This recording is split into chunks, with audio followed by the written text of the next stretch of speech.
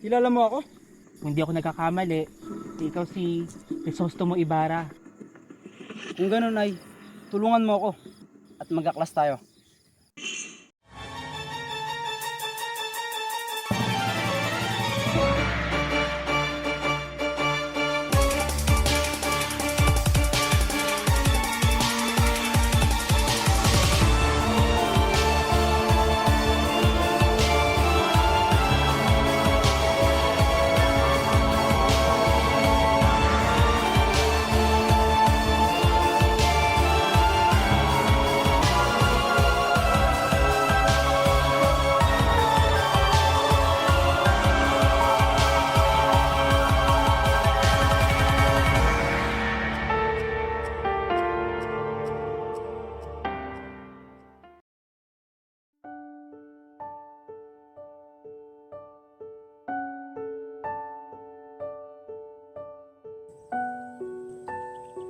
Mano po, Padre? Isa na palang ganap na binibini ang aking pamangkin na si Florencia. Muchas gracias, Padre, sa inyong malit na salo-salo mula sa aking pagbabalik galing Europa. May problema po ba, Padre? 7 anyos na galing Europa upang mag-aral. Gantong-ganto rin ang pagsalubong sa kanya noon. Tila po yata'y malungkot kayo. Maaari po bang malaman kung sino ang inyong tinutukoy? Juan Crisostomo Ibarra. At matapos ang kanyang pamamalagi sa Europa, ay bumalik siya ng La Pilipinas sa kadahilanang nabalitaan niya ang pagkamatay ng kanyang ama si Don Rafael Ibarra.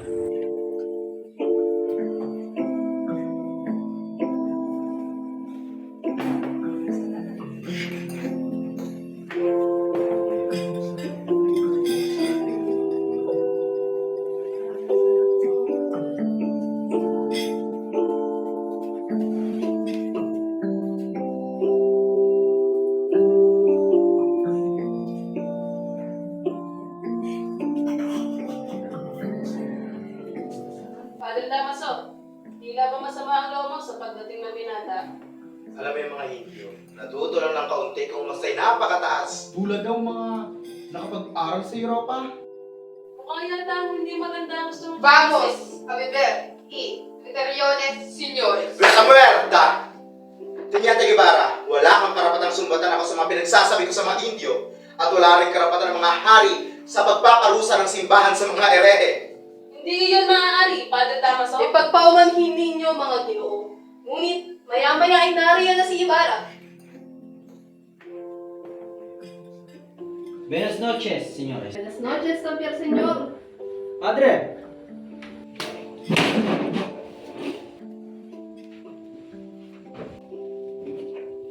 Hola, teniente. Alegra Ricardas, llegado Salmo y Salvo, et Filipinas, Crisostomo Ibarra. Gracias, señores. Napakabuti ng puso ng iyong ama. Kung nandito lamang siya ngayon, malamang ay tuwang-tuwa siya sa kanyang uniko iyo. Hanggang ngayon niya, ako'y nagtataka, nagdududa. Kung ano ba talaga ang nangyari sa aking ama? Malalaman din natin ang totoo. Paano Ibarra? Una na ako. Kapitan Tiago. Napakatagal na rin nung huli tayo nagkita. Malamang ay nadagdagan na naman ang iyong kaalaman, ginoo. Marami pa rin naman akong nais malaman. Lalo na't nakabalik na ako sa aking bahay sa Nilaman. Nais ko na rin masulyapan ang aking iniibig, si Maria Clara. Hayaan mo, Crisostomo. Magkikita rin kayo ng iyong nobya. Sa ngayon ay halika ka sa hapag at kumain tayo ng hinanda kong tinola. Kung gano'n ay, tayo na't magkapunan. Inakusahan din si Don Rafael, isang erehe at filibustero. At di kalaunay namatay din sa pakal na rehas. Wala man lang mahal sa buhay na nakikiramay. Sinubukan tumulong ni Teniente Guevara mapawalang sala ang kaso ni Don Rafael. Ngunit wala ring sumubok na tulong sa pangangamba na baka magkakaso rin sila. Ano na po ang nangyari sa bangkay ni Don Rafael? Pinag-utos ni Padre Damaso na ipahukay ang bangkay ni Don Rafael at ilibing ito sa mga Chino. Ngunit ininapon ito ng mga sebulterero sa lawa dahil sa kabigatan nito. Yun po talaga nila iginalak ang bangkay ni Don Rafael Ibarra. Gusto lamang ni Don Rafael na magkaroon si Ibarra ng kakayahan sa pagpapaunlad ng bansa sa pamamagitan ng pagkalat at pagpapahalaga sa edukasyon. Ako'y hanga rin sa kanyang aking galing padre. Bagamat gusto ko rin makapag-ambag sa ating bayan. Medisina! Basilio, Sino po siya, Pat? isang taong pagitan kay Ibarra. Katulad mo. Dalubhasa rin sa medisina. Katulad mo. Ngunit, marami siyang pagsubok na inarap.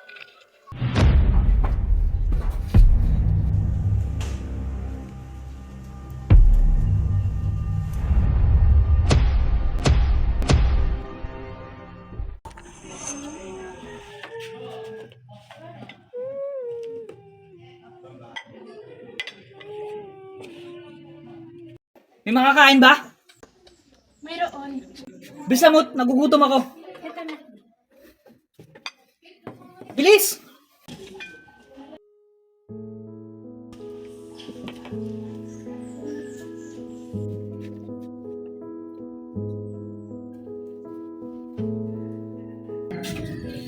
Wala nang natira? Ngunit paano ang mga anak mo? May reklamo ka? Wala. Asan ang mga batang yun? Nasa kumbento pa sila, ngunit pauwi na rin sila. Teka, hindi mo na ba sila hihintayin? Bakit? Inuutusan mo ako? Aalis ako kung kailan ko gusto. Siya nga pala, pakisabihan niya kay Basilio, mag-iwan siya ng pera para sa akin.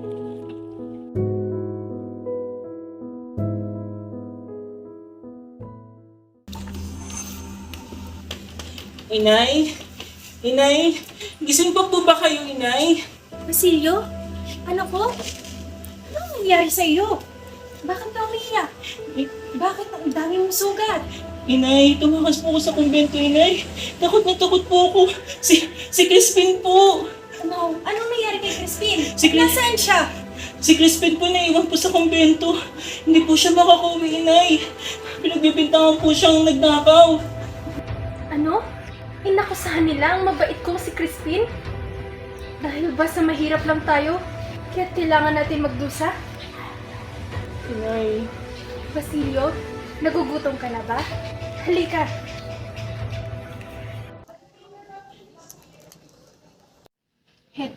Heto ang kanin at heto ang tawilis. Kumain ka na muna, anak ko.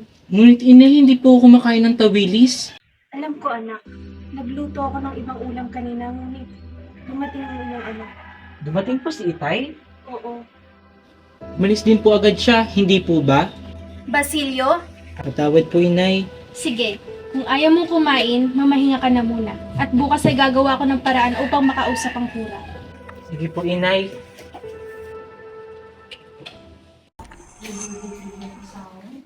Para saan mga yan, Ale? Para sa kura, nais ko sana siyang makausap. Sa Kura, may sakit ngayon ang Kura. Tungkol saan ba ito? Hindi pa kasi umuwi ang anak mo si Crispin. Crispy? Sa ganun, ikaw ang ina ng batang magnanakaw? Patapos magnakaw ng batang ito tumakas rin? Inutusan pa nga ako ng Kura na punta sa kwartel at magsuplong. Sa katunayan nga ipapunta ngayon ang mga Guardia Civil sa inyong tahanan upang hulihin ang iyong mga anak na magnanakaw. Hindi. Hindi magnanakaw ang mga anak ko. Hoy, ina ng mga magnanakaw. Huwag mong iyakan ng iyong mga anak. Wala kang mapapala sa kanila. Dahil nagmana sila sa kanilang ama. Wala ka talagang naturong mabuti sa kanila.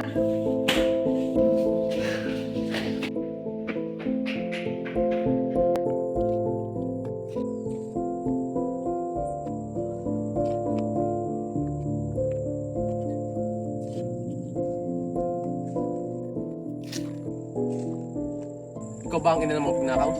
Hindi magnanakaw ang mga anak ko! Bueno, magsabi ka ng totoo. Ginoo. Nasaan ang mga magnanakaw? Ginoo, hindi ko alam. Yun ang totoo. Nasaan ang 2 onsang ninakaw ng mga anak mo? Ano hong salapi? Wala hong binibigay na kahit anong salapi ang aking mga anak. Kung alam mo kung nasaan ang mga salapi, nasaan na? Hindi ko alam. Mahirap lang kami.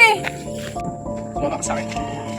Wala pong kasalanan ng mga anak ko. Ayaw sabihin ko na sa mga anak ko. Sumama ka sa akin. Dito ka. Wala ko kayo. Wala pong alam ang mga anak ko. Maawa po kayo. Wala pong kasalanan ng mga anak ko. Wala po kaming alam sa ibinibintang ninyo.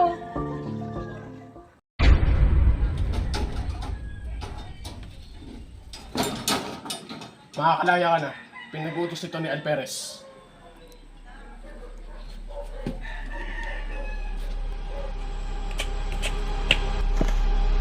Mahirap! Dukha! Salot! Hampas lupa! Pwe!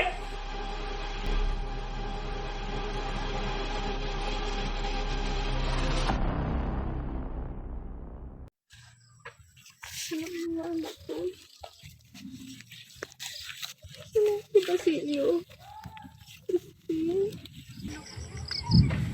Basilio. Crispin. Basilio. Basilio! Crispin! Naririnig niyo ba ang nanay? Basilio! Crispin! Sagutin niyo ang nanay! Basilio! Crispin! Huwag niyong iwan ang nanay. Hindi ko kaya. Mga anak ko! Basilio! Crispin!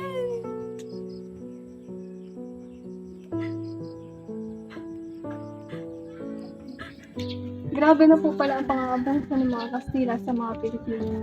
Pati na rin ang pagkulang sa pagkalinga ng simbahan sa mga mamamayan. Es muy desafortunado de hecho.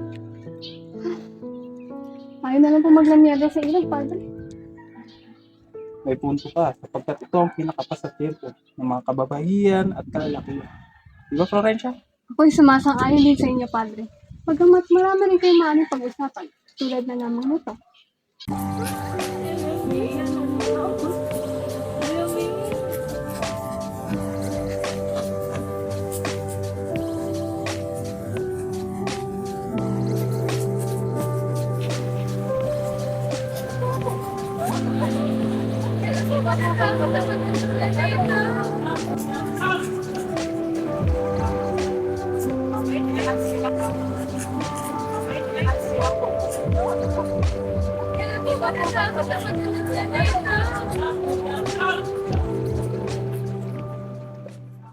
Nakikita niyo ba ito?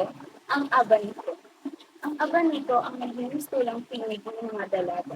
Sapagkat sa pamamagitan nito, ating maipapahayag ang isang bagay na hindi natin nasasabi sa isang pinig. Lalo na kung hindi natin sila kabiyak. Kung kaya't, Nene, ilabas mo na ang iyong abaniko at nang ikay matuto. At kung pinibig mo naman ang isang binata, ito ang kailangan niyong gawin. Magpaypay ng mabilis habang sumusugat sa kanyang mga mata sa ibaba. Parang ganito.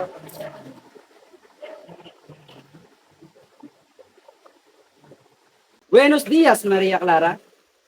Buen día también, Crisostomo. Paniguradong puno ng kasiyahan ang araw na ito. Lalo na't sa mga tulong mo, Maria. Por supuesto. Bueno, ituloy na natin ang ating kasiyahan. Mukhang masarap itong papaya.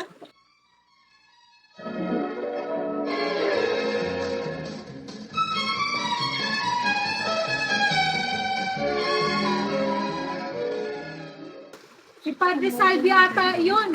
Padre, ano ginagawa mo dyan?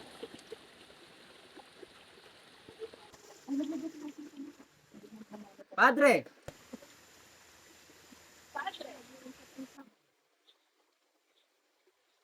Paano ka, Padre?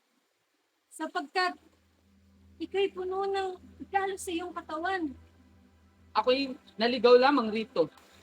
Nga pala, Ibarra, Aking nabalitaan na ikaw raw ay abala sa pagpapatayo ng iyong paaralan. at nagagalak ako sa imbitasyong ito upang aking masuportahan ang pagpapatayo mo sa iyong paaralan.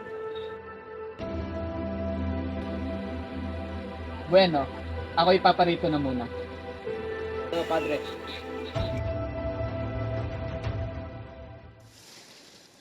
Hindi na dapat natin siya inimbitahan kay Crisostomo.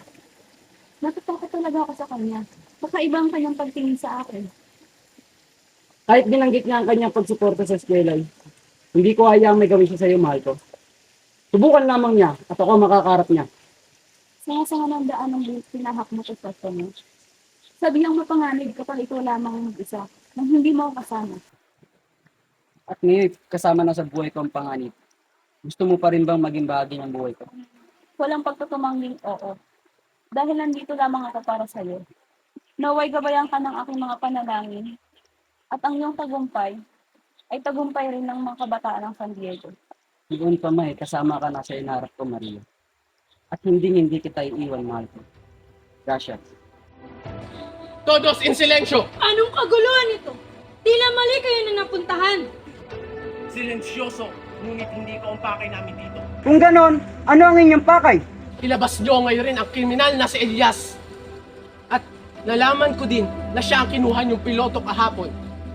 Ang pilotong lumapastangan kay Padre Damaso. Kriminal ang isang piloto? Ang hindi ko maintindihan at kung bakit kayo tumatanggap ng tauhan na may masamang pangalan, Ginoong Crisostomo Ibarra. Paumanhid po, Sir Rento. Ngunit hindi namin alam na siya si Elias. Halogin ang kagubatan! Hanapin si Elias! Vamos! Naniniwala si Ibarra na ang matuwid na layunin ay hindi na kailangan balutan pa ng baluktot na gawain. Buo ang loob ng binata, nasasang-ayunan siya ng pamahalaan at ng taong bayan sapagkat ang kanyang ninanais ay para sa kapakanan na nakakarami. Ngunit hindi siya makumbinsi ni Piloso Potasio sapagkat ang kapangyarihan ng simbahan ay higit pa sa kapangyarihan ng pamahalaan. Y la ideología liberal de Ibarra sigue siendo inaceptable para la Iglesia, que posee todo y vida la persona que a la rabia. Si Fortunado, Padre. Pagpaumanyan niyo po, pero kailangan na po natin magpahinga.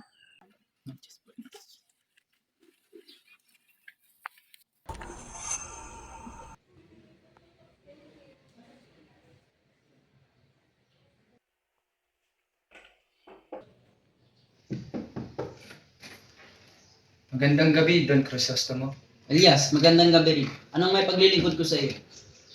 Nais ko lamang po makipag-usap tungkol sa ating bayan. Marami na akong napapansin na hindi tama at kailangan ng pagbabago. Alam ko, Elias, marami sa ating mga kababayan ang nagdurusa sa ilalim ng mga pangaping sistema. Ngunit kailangan natin ng maingat na akbang upang mabago ito.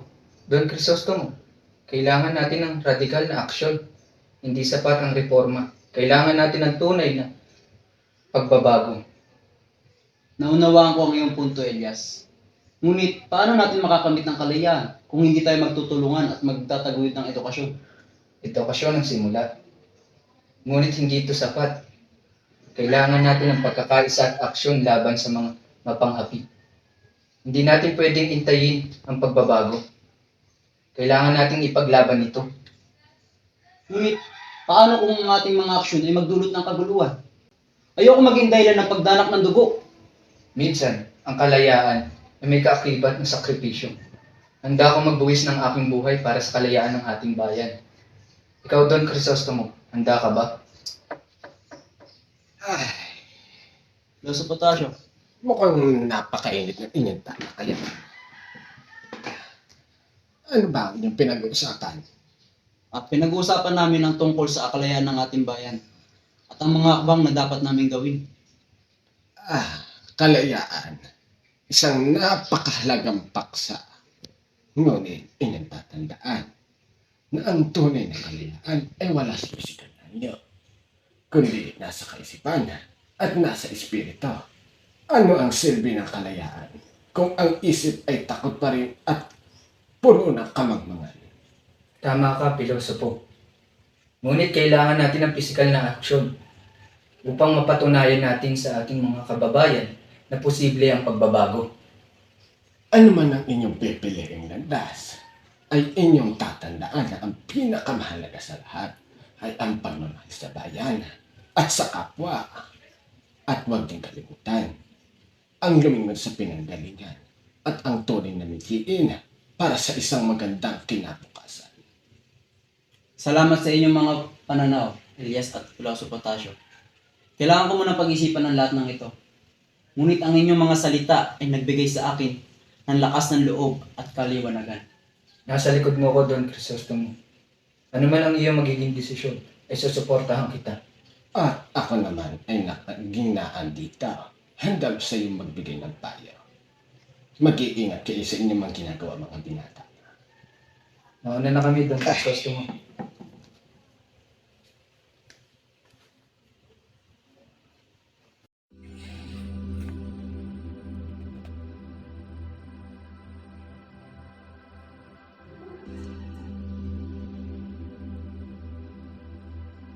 Ngunit Padre, ako rin galing Europa at sumasang-ayon din sa ideolohiyang liberal na Ibarra. Kitemo, la Forel. Hindi yun ganun kadali, Florencia. Dahil simbahan na yung kinakalaban. Kaya nga nagkaroon ng matinding init sa pagitan ng Ibarra at Padre Damaso.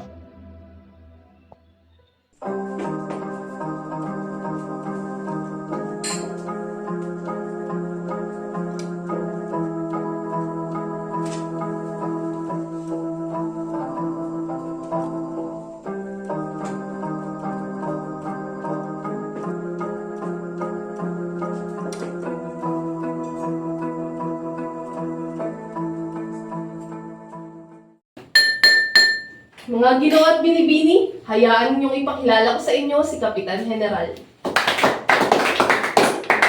Gracias sa mainit na pagtanggap ninyo sa akin. Padre Damaso, ibinabanggit ni Ginoong Ibarra ang arkitektong nagsitulong sa kanyang binabalak nang dumating ang inyong reverensya. Ako'y walang kamuwangan pagdating sa arkitektura. Ngunit binabaliwala ko ang mga arkitekto at dinudusta ang mga mangmang na nagpapagawa sa kanila. Ngunit ang paaralang tinatayo ni Ginoong Ibarra ay nangangailangan ng dalubhasa. Ano ba ang dalubhasa? Ito'y nagpapakilala lamang ng higit na kamangmangan ng mga hangal kaysa sa mga Indyong nagpapatayo ng kanilang sariling bahay. Ang mga Indyong kinikilala ninyo ay natuto lamang ng kaunti ay itinuturing na kanilang doktor. Lalo na kapag ikaw ay nakarating sa Espanya at silang lahat ay mababayad sa kanilang mga kasalanan. Padre, maghinay kayo. At silang lahat na ay magbabayad sa kanilang mga kasalanan. Diyos ang mga pangyayari at upang huwag nating makita ang kanilang kahinatnan ay kailangan nating magbulag-bulagan. Ang mga ama ng mga taong sakop ay pinaparusahan ng Diyos na ngayon pa lamang at silang lahat ay mamamatay sa bilangguan. Niwala.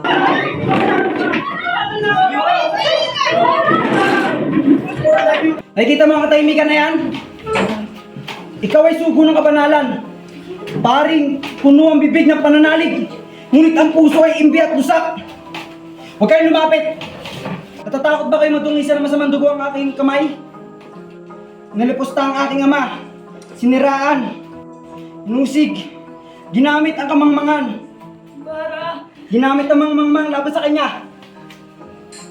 At ang kapangyarihan ng isang pari. At pati ngayon, ako na kanyang anak, inuusig. Umayo ka! Tama na yan! Padre! Padre Damaso! Padre Damaso! Padre Damaso! Dahil sa nangyari, pinatawan si Ibarra bilang eskomunikados ng simbahan. Kaya't lubos ang pagtangis ni Maria Clara. Nagdesisyon na rin si Padre Damaso na sirain ang pag-iisang dibdib nito kay Ibarra. At may nilaan na rin na isang binata na kamag-anak na mula pa Europa. Kakaawa na po talaga, Padre. Ngunit, matutulungan pa po ba kaya sila ng Kapitan General? Lalo na sa sitwasyon ni Crisostomo Ibarra?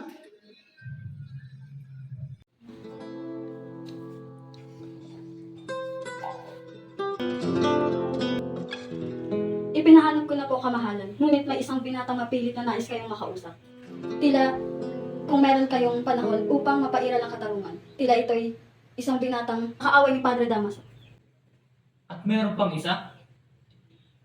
Ibig ba ng kurang yan na magkagulo ang ating lalawigan? O di kaya iniisip niya na siya ang makapangyarihan dito? O sige, ipasok na yan. Narito na ang kamahalan. Ginoo, itinuturing ko pong isang malaking utang na loob ang ganitong pagtanggap sa akin na isang sugo ng hari ng Espanya. Ginoong Crisostomo Ibarra. Tungkol sa inyong hindi pagkakaunawaan ni Padre Damaso, huwag kang mabahala dahil hindi ka mapapahamak habang ako ang namamahala dito sa Pilipinas. Ang ngayong eksamonyo ay pakikilaanan ko sa Arsobispo. Ngunit, kailangan din natin makibagay sapagkat kakaiba ang kalagayan dito sa Pilipinas. Ginoo, ang tanging pangarap ko lamang ay lumigaya ang aking bayan. Ang kaligayahang utang sa Espanya at sa aking mga kababayan. Ang pamahalaan lamang ang tanging makapagbibigay nito sa pagkakaroon ng tamang pagbabago sa pamamalakad.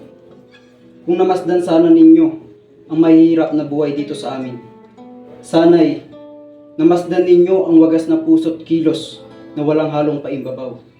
Ginoong Ibarra, ang iyong katalinuhan at kagalingan ay hindi nababagay dito sa Pilipinas. Sumama ka sa akin sa Espanya. Iba rin po talaga pag hindi ka salat sa edukasyon, hindi po pa, Padre. Sumasangayon ako sa'yo. Ngunit, hindi mo pa rin may iwasan ng mga tao na pagkunwaring may pinag-aralan. Grabe na lang makasta sa kanyang kapwa. Ay, nakakainis! Hindi ako makakapayag na hindi ako makakabawi sa aking asawa. Ano yun? Sino umuhuni? Doon niya konsolasyon. Ano pa nangyari? Pakidala ka dito kung sino man yung umuhuni? O susunod ang doon niya.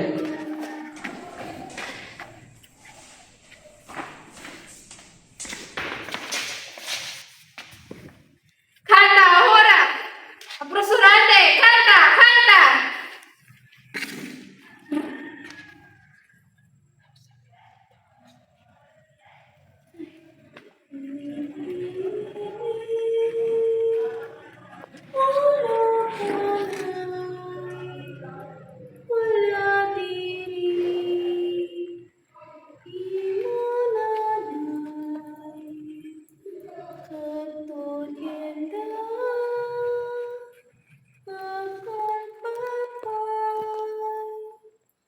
Tigil mo na nga yan at huwag ka nang kumanta.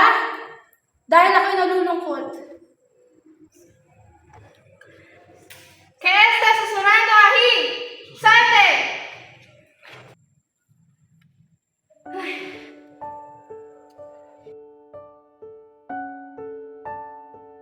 ¡Baila! ¡Baila! Ba't wala ka naiintindihan? Baliw! Ba't wala ka naiintindihan sa mga sinasabi ko? Ha? Saan ka singlingo? Walang pinag-aralan!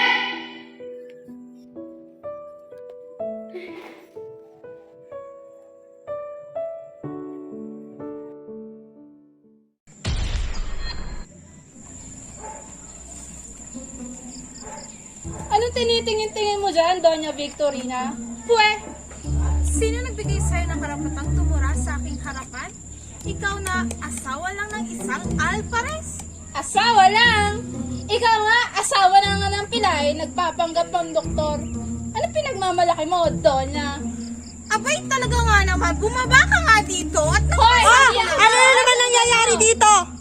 Itong babaeng to, oh. Pagsabihan mo nga yung asawa ng konsolasyon.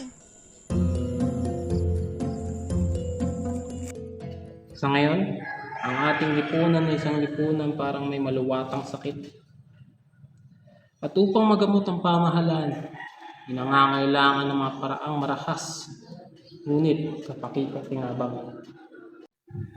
Itinuturing masasamang manggagamot ang isang manggagamot na walang sinisikap kung hindi supuin, lapatan ng lunas, ang tanda ng mga sakit.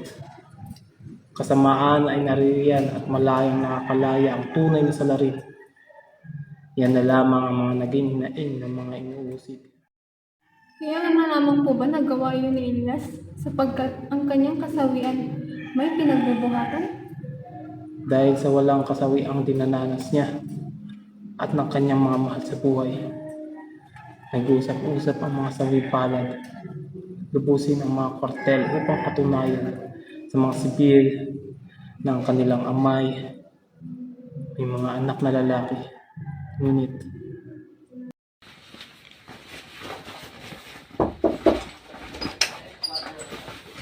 Kayo pala Elias, naisip ko kayo.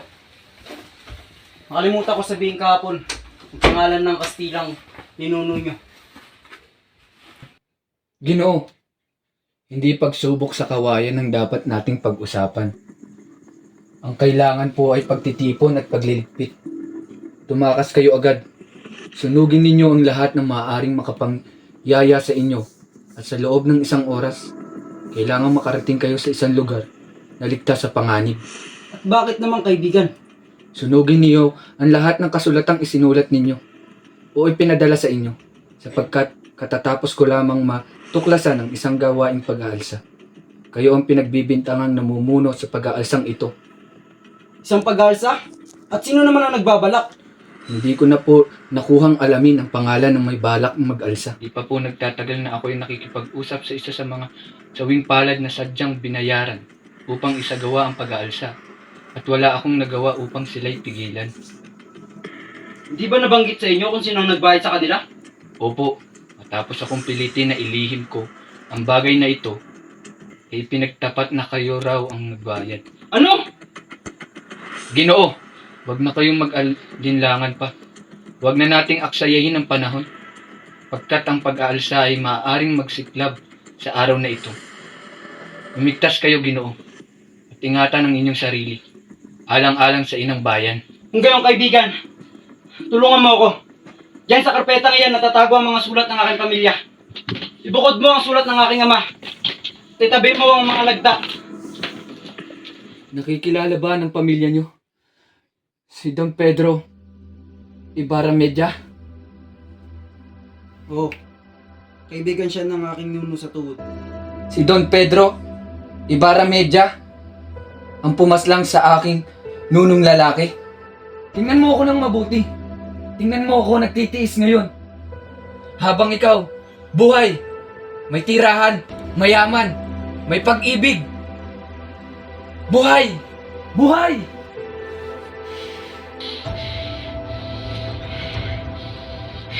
Elias, ano yan? Huwag mong gagawin yan, Elias.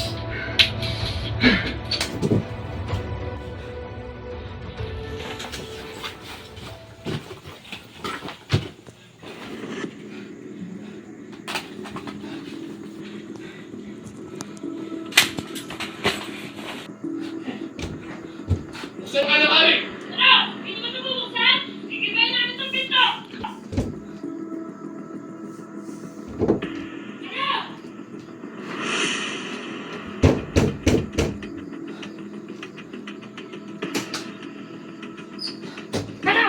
Hinuhuli namin kayo sa ngalan ng hari. Bakit? Sa kwartel ka na magtanong. Nagpailalim ako sa inyo. Inakala ko nga abutin lamang tayo ng ilang oras. Kung gayon, nangangako kang hindi ka tatakas. Hindi ka na namin igagapos. Ito ay kaluwagang ipinagkaloob sa'yo ng Aperes. Ngunit kung ikaw ay tatakas, ang ginawang paglusod ng mga inaating sa lugpad ay nakarating at nayathala sa mga tiyari sa Manila. May nakapagsabi rin, bagamat nagpapakasal ng Santiago ng anak sa isang binatang Kastilo si Linares. Ito rin ay dinamdam ni Crisostomo Ibarra at tinangkaraw magiganti at patayin ang lahat ng Kastila, pati na ang kura. Iba rin ang balitang nagmula sa kumpento. Iba-iba ang estilo ng mga balitang lumalaganap. At ang pag-unawa ng mga ito ay patay sa talas ng isip, kuro-kuro, damdamin at paniniwala. Ngunit Padre, may mangyayari pa po ba kaya sa pag-iibigan ni na Maria Clara at Ibarra? Todavía una hay oportunidad? Gusto mo? Ako nga. Si Elias sa dapat magalit sa akin ay Inagaw ako sa bilangguan na pinagdalan sa akin ng mga kaibigan. Maria, bago ako lumayo'y nais kong malaman mong pinapatawad na kita. Maging maligaya ka nawa, Maria. Paalam. Ibarra, sandali. Nalaman ko isang gabi, nahihibang ako sa taas ng lagnat. Ang tunay kong ama, si Padre Damaso, siya ang nagbigay sa aking ikaibigin. Maliban na lamang kung kanya ko tawarin sa kalapastangang ginawa mo sa kanya. Ito ang dalawang liham ng aking ina. Habang ako'y nasa kanyang sinapupunan pa lamang. Basahin mo't makikita mo riyan ang kanyang hangarin na mamatay ako. Naiwan niya ng aking ama sa kanyang tinirhan. At nakuha ng taong nagsabi sa akin na hindi tayo dapat magpakasal ng walang pahintulot ng aking ama. Ibinigay nila yan sa akin bilang kapalit ng iyong sulat. Nang dahil sa iyo maong ina. At sa dalawa kong ama na nabubuhay, nalimot kita, itinakwilang pag-ibig mo. Nahihinuha ko ba kung saan nila gagamitin ang liham mo? Maria, ikay isang malinis na anghel. Ibig kong malaman mo, ako'y minsan lamang umibig. At kahit kailan, ay hindi ako magiging kanuluman. Kung walang pag-ibig at ikaw, ano nang mangyayari sa'yo? Ako'y tumakas lamang. At hindi rin magtatagal ay malalaman din nila ang aking pagtakas, Maria.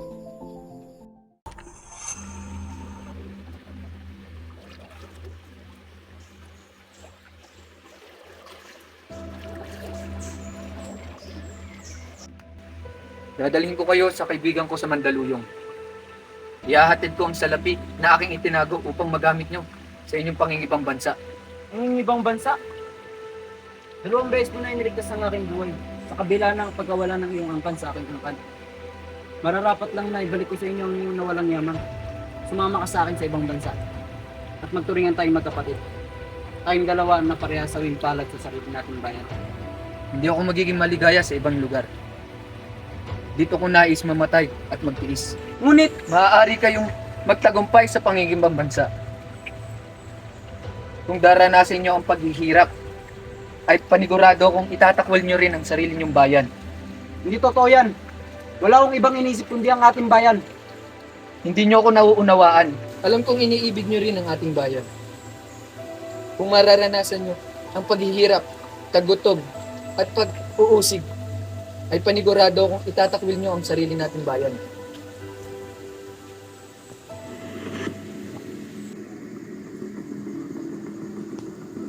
Para dito. Sumusunod sa atin.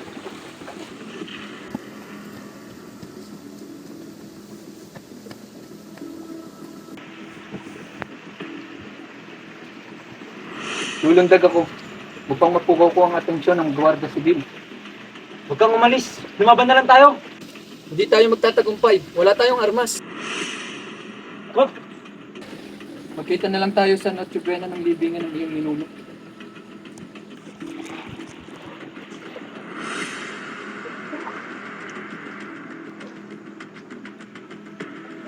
Mga Guardia Civil! Eto ako! Kasama ko si Don Crisostomo!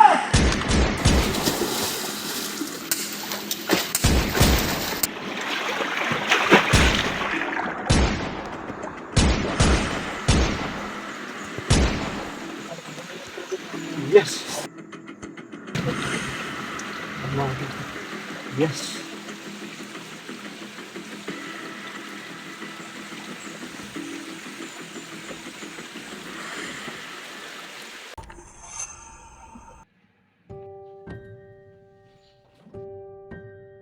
Maria Clara! Anak ko! Kamusta? Tila ikay malungkot. Mahal pa ba ninyo ako? Tulungan niyo ang aking ama na huwag matuloy ang kasal. Noong buhay pa si Ivana, gusto ko lumaban. Umaasat na nanalig. Ibig kong mabuhay para kahit paano marinig ang mga bagay na tungkol sa kanya. Pero ngayong patay na siya. Bakit pa ako mabubuhay magtitiis? Ngunit, hindi hamak na mas nakakahigit. Si Lina. Maaari akong ikasal kanino man. Noong buhay pa si Ibarra. Wala namang gusto ang aking ama kundi magkaroon lamang ng ugnayan ng nasa itaas. Pero ngayon patay na siya. Wala na sino man tatawag sa asawa.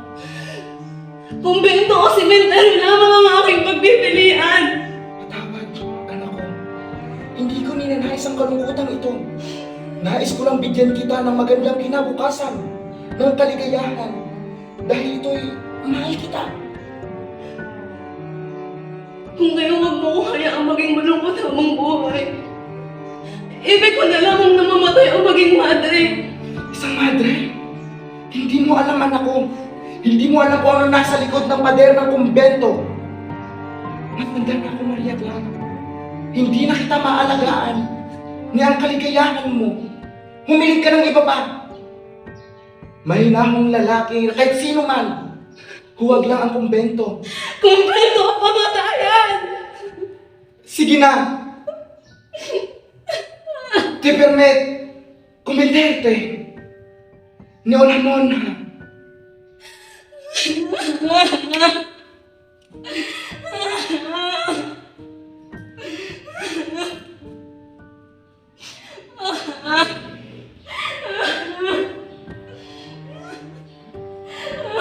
Ito nga, may Diyos na nagpaparusa.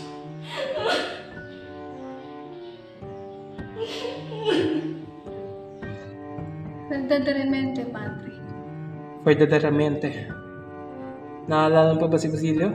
Si Padre, bakit po? Muling pinagtagpo ng tagahana ang mag-ina. Ngunit ito'y pinagkaitan pa ng kamatayan.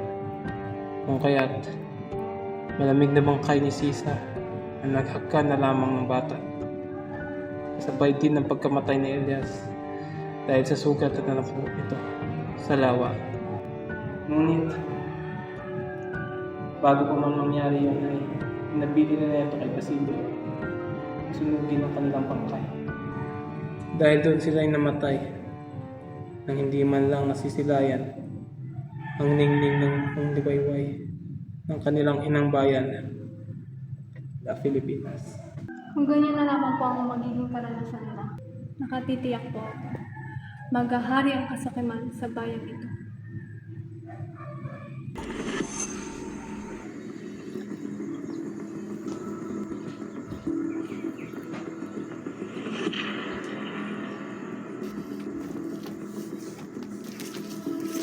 Ilabas po ang 30 pesos na buwis sa lupa'y iyong tinaniman. Ano? Buwis? Sarili kong bukirin? Hindi maaari. Hindi ako makakapayag. Anong hindi? Hindi iyo ang lupaing ito? At lalo nang hindi iyo ang lupa na ito. Anak, Ama, ayaw ka na makipagtalo pa. Ay.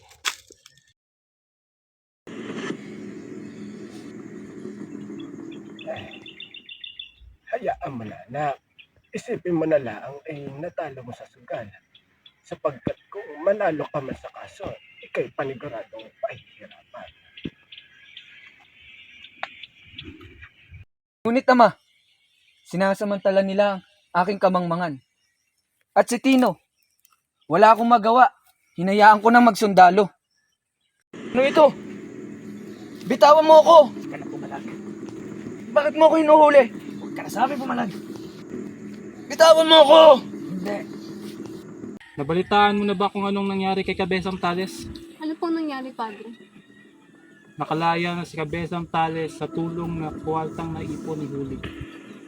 Nalaman din niyang may iba nang nagmamay-ari sa kanyang lupain at pinaalis na rin siya sa kanyang bahay sa utos ng hukuman.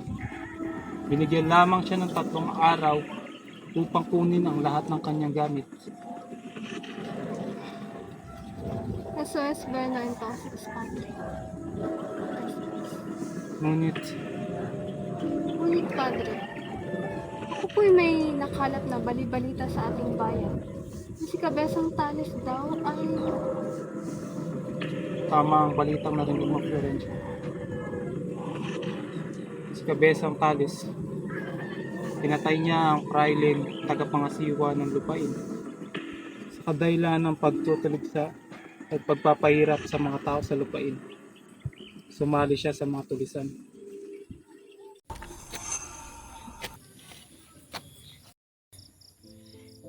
inay. Ang inay ko na hindi man lang nakaranas ng maginhawang buhay. Pero inay, sa mabuting kalagayan na ho ako, Kapitan Tiago, kinukup po ako bilang maging katulong. Ang kapalit nito, mag-aaral ako sa letran. Matapos ko ang kursong medisina, papakasalan ko ang aking nobya, si Huli. Nalilito ka lamang, inay.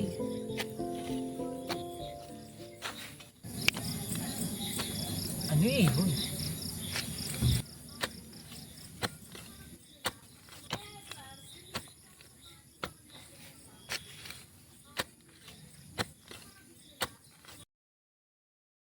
May tutulong po ba ako sa inyo, senyor? Kung inyo pong magugunita, 13 taon na rin po nakakalipas nang tayo'y magkita sa lugar na ito. Kilala mo ako? Isa ka sa mga taong nakiramin sa akin. Kung hindi ako nagkakamali, ikaw si Crisostomo Ibarra, si Ginoong Ibarra, ang pagkakalam lahat ay patay na. Nakamamatay na lihim ang iyong nalaman. Maaari ako mapahamak. Di mo ba alam na maaari kang mamatay sa mga kamay ko? Iba ang pagkakakilala ko sa inyo, senyor. Kung ganun ay, tulungan mo ako. Gamitin mo ang lakas mo sa pagkabata. Laban sa lihis na akala at matulungan ka sa pagiganti. Magandang karangalan yan, senyor. Ngunit ang aking mithiin sa buhay ay tulungan ng mga taong bayan sa larangan ng medisina. Bueno, lumalalim na rin ang gabi. Umuwi ka na, Basilio. Maraming salamat, senyor. Ngunit, Padre, narinig ko rin po sa ating mga utusan, si Maria Clara. Tenga misericordia, Tesoro Señor, Iku ella, descanse en paz. Amen.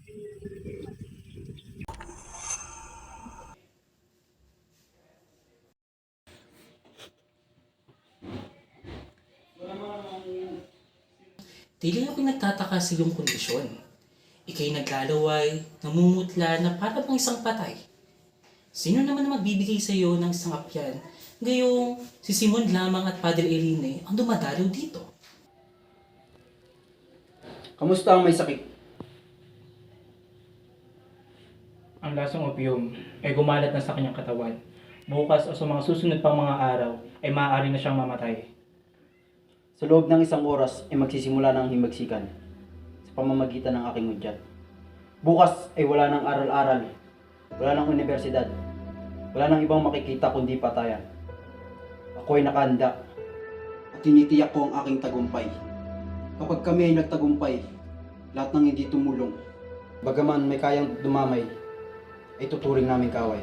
Kaya naparito ako, Basilio, upang ihandog sa iyo ang dalawang bagay. Kinabukasan o iyong kamatayan. Kinabukasan o kamatayan? Sa pamahalaan ka ba o sa akin? Sa sumisil sa iyo o sa iyong bayan? Magdesisyon ka at naghihintay ang panahon. Naparito ako upang iligtas ka alang-alang sa mga natitirang alaala natin. Ano ba ang dapat kong gawin? Simple lamang. Bagamat ako ang nangunguna sa kilusan, ikaw naman ang mangunguna sa ating mga pangkat na magsisiklab sa ibang lugar. Sirain niyo ang pintuan ng Santa Clara at iligtas mo roon ang isang tao liban sa akin. At kay Kapitan Tiago, ikaw lang ang nakakakilala at ika'y maliligtas. Si Maria Clara? Inibig ko siyang iligtas at kaya ako nagbalik at inibig ko mabuhay. Kaya ginusto ko ang himagsikan dahil ang himagsikan lamang ang makapagbubukas ng pinto ng kumbento. Nahuli na kayong lahat. Huling-huli na. At bakit, Basilio? Nakakalungkot mang sabihin, ngunit si Maria Clara matagal nang patay. Hindi yan totoo! Buhay si Maria Clara! Nararapat lamang siya na mabuhay.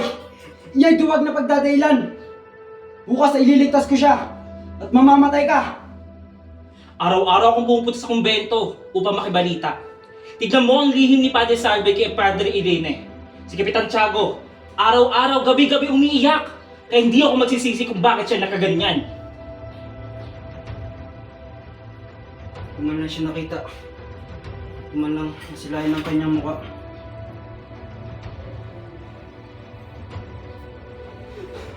Ah!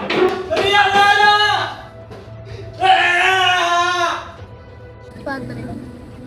Mukhang magsisimula na yata ang paghihimagsik katatakutan ng lahat. Hindi lamang ng lahat, pati ang buong bayan ng San Diego. Ang paskil na magbibigay ng takot sa mga praile, general at chief. Ihanda mo na muli ang altar, Florencio. Sige, Padre. Ating ipagdadasal ang mamamayang namatay. Kapitan Tiago.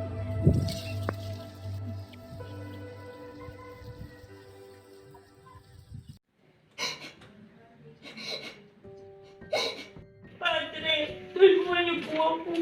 Bakit? Anong nangyari, Huli? Anong problema? Nababatid ko, isang salita niyo lamang po ay mapapalayan yung aking kasintahan si Basilio. Pinagligtaan siya ang isang pilibustero at ngayon ay mag-isa na lamang siya nakakulong. Padre, ngayon na lamang po ang pag-asa sa aking kahilingan. Huwag ka mag-alala, Huli. Akong bahala sa iyong sitwasyon. Halika't sumama ka muna sa akin upang tayo makapagpahinga.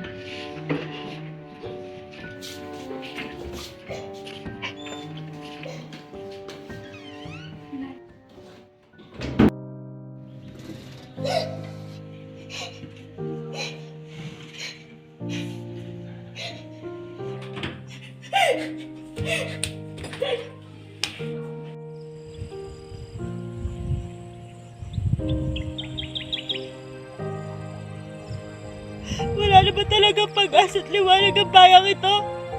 Nasaan ang hustisya? Ganito na lang ba ang kahinat na nakababae katulad ko? Na tanging gusto lamang ay makasama ang kanyang minamahal.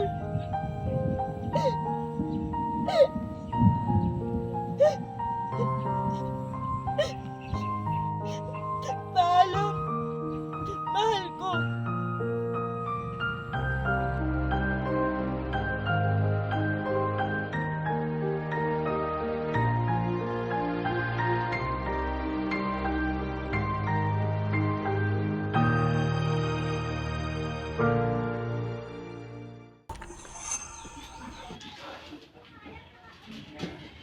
Naging makasalanan ako sa Panginoon.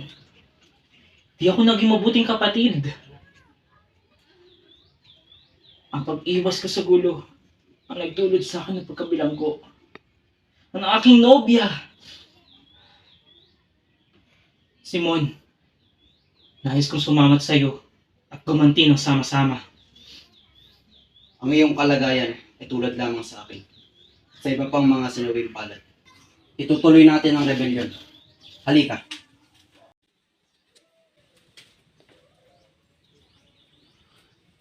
Ang isang granada ay malakas pa sa dinamita. Laman nito, ang mga luwang inipon ng mga inapi. At sa paglaban sa lakas at dahas. Ang lamparang ito ay dadalhin sa pista. Pagkalipas ng 20 minuto, ay hihina ang ilaw nito. At sa oras na ginalaw ang mitya, ang granada ay sasabog. At walang bisitang makakaligtas.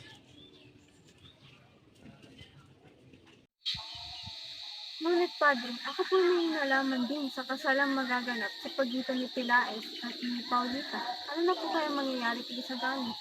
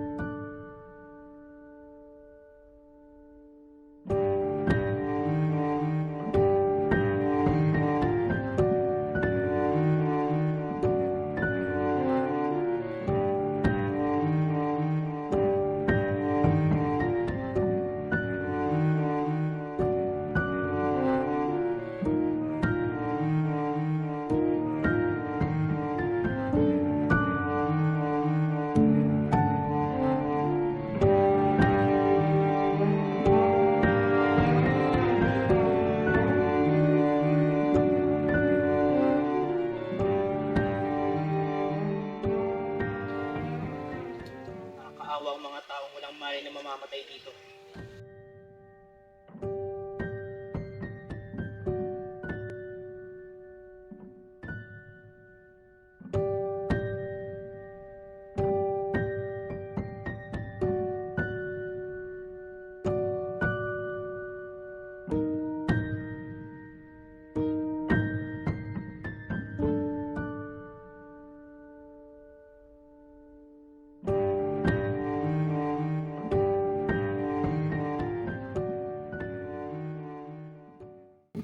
yan? Ang kahulugan nito ay papatayin tayo ngayon. Hindi ako dapat magmalabis. Pagtitiwalang nilagak sa akin. Ako'y may utang na loob kay Simon. Sa kanila'y wala. Siya ang humukay sa libingan ng aking ina na pinatay nila. Ako'y nagpakabuti. Pinagsikapan kong magpatawad. Ano ang ginawa sa akin? Mga matay na nga sila nang matapos na ang aming pagtitiis.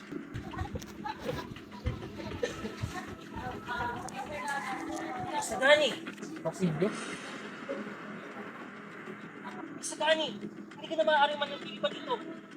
Bakit ako lalayo? Kung bukas iba na siya. Ilang oras na lamang at marami mong sumapang ilawan. Ano? Ang malaman ni Sagani ang kasalang magaganap. Kasabay nito ang paghimagsik ni Simon.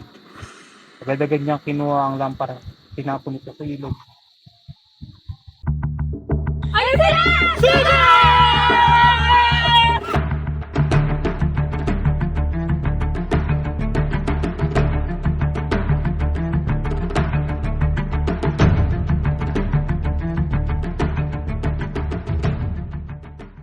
Espanyol Escondido, Casa Padre Florentino, Cojera Rimitra, Vivo Muerto. Ano pong ibig sabihin yan, Padre? Pinapahayag ng telegrama na pagsabihan ko ang aking kaibigan na huwag siyang mahuhuling nasa poder ko. Ako'y nagtaka sa telegrama. Isa lang ang nasa isip ko ng mga panahon na yun. Si Simon. Padre, nandiyan po si Simon. Simon! Padre Florentino, tingnan niyo ako. Simon!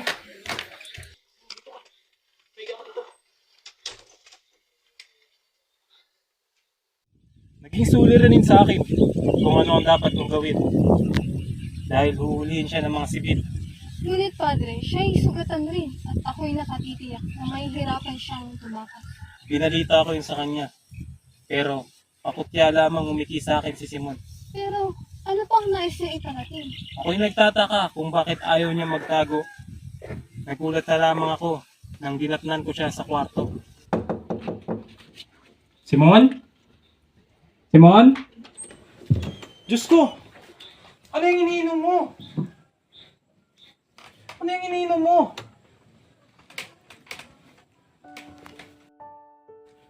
Padre, ilang sandali na lamang. Mawawala na ako. Sayang lamang. Wala nang oras. Wala nang lunas. Anong nais mong gawin ko bago mag-ikawalo? Patay o buhay? Patay. Oo. Ngunit buhay. Hindi. Diyos ko, anong ginagawa mo?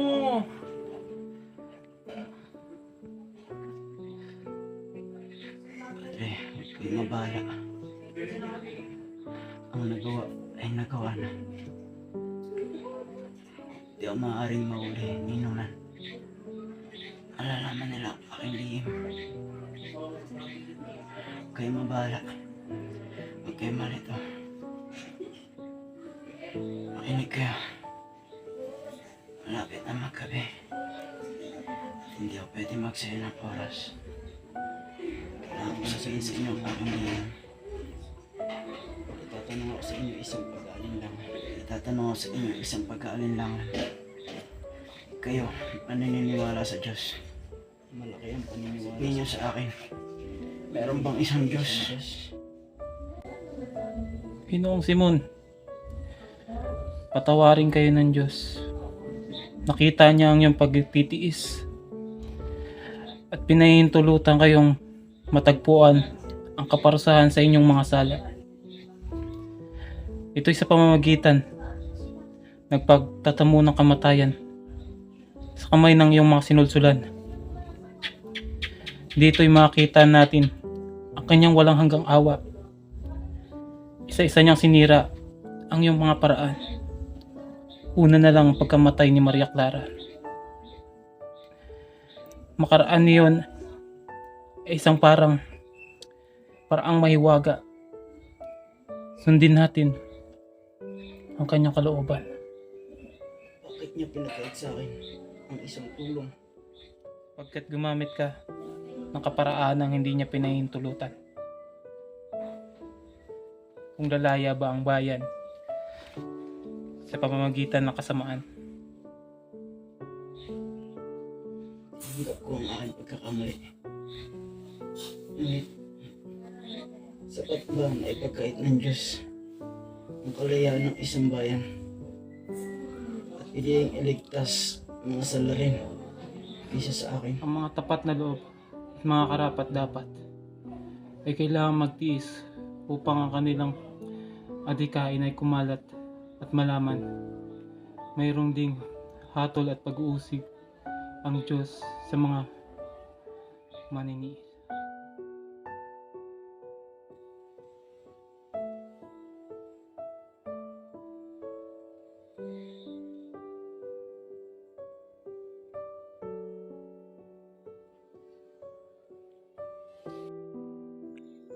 Hanggang ngayon, naniniwala akong patas ang Diyos Florencia. Dahil ako'y naging saksing buhay kung paano inihaon ang kayamanan mo ni Ginoo. Mula sa sinapupunan ng karagatan para sa kabutihan at kalayaan.